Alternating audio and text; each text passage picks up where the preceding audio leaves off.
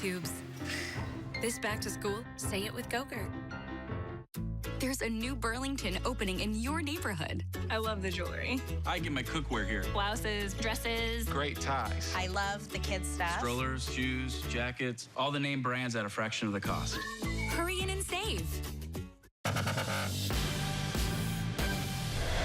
You're looking at the mugshot of Pam Hupp, accused of murder.